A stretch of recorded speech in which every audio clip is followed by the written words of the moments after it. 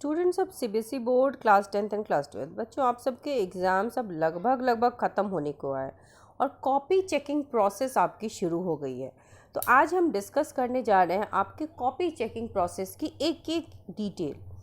तो जितने भी टीचर्स, मेरी कुछ टीचर्स से बात हुई है जिसके बेसिस पर ये वीडियो मैंने बनाया है, तो सारी इन्फॉर्मेशन जो है वो ऑथेंटिक है।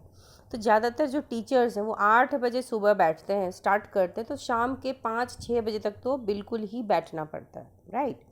उसके बाद उन्हें 30 से 35 कॉपीज़ मिलती हैं। आपके जो आंसर शीट्स हैं 30-35 बच्चों की दे दी जाती है। हालांकि चूँकि बच्चों के साथ कोई नाइंसाफ़ी ना हो हड़बड़ाहट में, इसीलिए सिर्फ 25 कॉपी वो एक दिन में चेक करते हैं, ठीक है।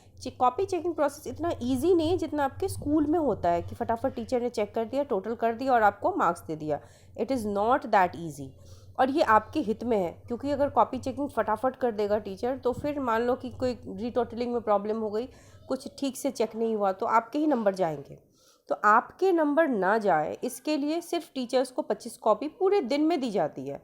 हाँ, लेकिन copy checking process faster mode में तो बिल्कुल है, क्योंकि इतने लाखों बच्चे एग्ज़ाम में अपीयर हुए हैं। तो कॉपी चेकिंग स्टार्ट होगी तभी तो फिर रिज़ल्ट आपका बनेगा, क्योंकि जैसे टीचर ने चेक कर लिया, मार्क्स फाइनलाइज हो गया, तो डेटा एंट्री भी करनी होती है उनको।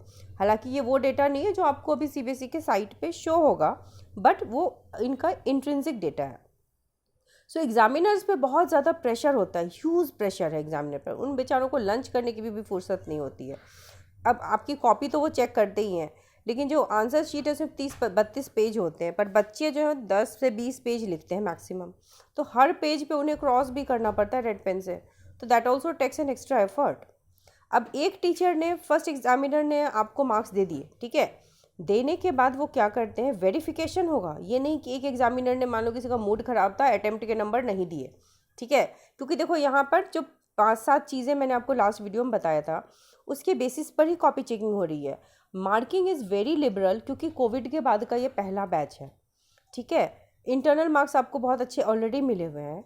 आप जो स्टेप्स लिखोगे ना, उसके भी नंबर आपको मिलेंगे। मान लो आपको कोई क्वेश्चन पूरा नहीं आ रहा, आपको सर्टेन स्टेप्स आ रहे हैं, तो you will be getting marks. आपके लिए मॉडरेशन पॉलिसी भी लगी हुई है, क्योंकि मान लो कोई सेट इजी है, कोई सेट डिफ़िकल्ट है। ऐसा कई बच्चे कहते हैं मैथ्स में, 12th के बच्चे, केमिस्ट्री में, फिजिक्स में, कि डिफ़िकल्ट सेट्स थे, तो वहाँ पर पैरिटी मेंटेन की जाएगी। डिफ़िकल्ट सेट वालों की कॉपी चेकिंग और ईजियर होगी। अटेम्प्ट के नंबर मिल रहे हैं, ये बात बिल्कुल सच है। अगर आपने अटेम्प्ट लिया है, डिपेंडिंग ऑन कि आपने किस हद तक अच्छे से लिखा है, उस हिसाब से अटेम्प्ट के नंबर मिले हैं। अगर आपने सिर्फ अटेम्प्ट ले लिया, कुछ आता भी नहीं था इन एंड अराउंड, तो भी half marks you will be getting, correct. तो इन सारी चीज़ों को देखते हुए एग्जामिनर जो कॉपी चेक करते हैं ना, उनका भी ये कोई उद्देश्य नहीं होता कि वो आपको फेल करा दें। Until and unless you have not written anything on your paper, आप फेल नहीं हो सकते। अब अगर ऐसे भी बच्चे होते हैं जो कुछ नहीं लिख के आते हैं, तो इन दैट केस तो एग्जामिनर कुछ नहीं कर सकता। लेकिन अगर आपने एटलीस्ट अटेम्प्ट लिया है, कुछ कुछ सही चीज़ें लिखी हैं, तो एग्जामिनर विल ट्राई हार्ड कि वो आपको पास करा दे। टीचर्स जो एग्जामिनेशन की कॉपी चेक करें, वो यही बता रहे हैं कि वो जनरली किसी बच्चे को फेल करते नहीं हैं। सो फर्स्ट एग्जामिनर ने जैसे ही आपकी कॉपी चेक की, that will be given to the second examiner. दूसरे टीचर को फिर दिया जाता है कि अब वो देखेंगे कि फर्स्ट एग्जामिनर ने, ऐसा तो नहीं कि कहीं पे आपके जायज़ नंबर थे और आपको नहीं मिला, ठीक है। तो अब सेकेंड एग्जामिनर ने भी, मान लो दोनों ने मिल करके आपके नंबर बिठा दिए। अब इसके बाद जो कोऑर्डिनेटर होगा ना, वो आपके हर क्वेश्चन के अगेंस्ट जो आपको मार्क्स मिला है उसको चेक करेगा, ठीक है। कहीं कम तो नहीं मिल गया आपको, ये नहीं देखते कि ज़्यादा मिल गया, कम ना मिले आपको। उसके बाद उसकी रीटोटलिंग की जाएगी। फिर जो असिस्टेंट हेड होगा वो प्रॉपरली वेरीफाई करेगा आपके पेपर को फिर से, कि क्या मार्क्स जो है वो सही से अलॉट हुआ है या नहीं। फिर आपकी कॉपी जाएगी हेड एग्जामिनर के पास, जो कि चेक करेगा कि कम ज़्यादा आपको मिला है। ऐसा तो नहीं है कि आपने कुछ नहीं लिखा फिर भी आपको बहुत दे दिया, तो वो भी चेकिंग होती है। तो वो हेड एग्जामिनर का काम होता है, ठीक है। अब जो एग्जामिनर होते हैं उन्हें बहुत लीनियंट चेकिंग करने का ऑर्डर दिया गया है। तो कई बच्चे क्या करते हैं, क्वेश्चन नंबर मिस कर देते हैं या फ्लिप कर दिया, तो उससे नंबर काटते नहीं है टीचर्स, वो मार्क्स वहाँ पे आपको अलॉट होता है। और अगर मान लो कई क्वेश्चन होते हैं इसमें 2 ऑप्शंस होते हैं, आइदर ये या वो लिखो, तो उस केस में अगर दोनों लिखा होता है ना, तो टीचर दोनों पे ही नंबर देखेगा कि किस पे ज़्यादा बिठ रहा है नंबर। जिस पे ज़्यादा आपके नंबर आ रहे हैं उसी क्वेश्चन को आपके लिए वैलिड मान के उसी पे मार्क्स दिया जाएगा। तो basically the method of copy checking is very lenient for all of you.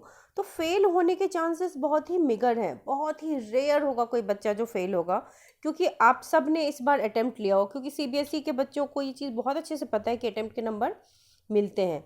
Attempt और स्टेप मार्किंग, ये 2 चीज़ें आपके लिए बहुत इंपॉर्टेंट है।